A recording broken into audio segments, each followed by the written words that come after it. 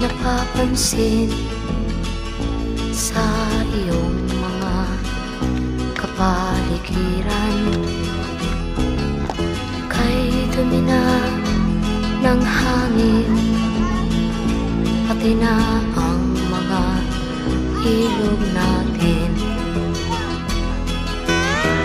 Hindi nga masamang pag-unlad at malayo-layo na rin ang ating narating.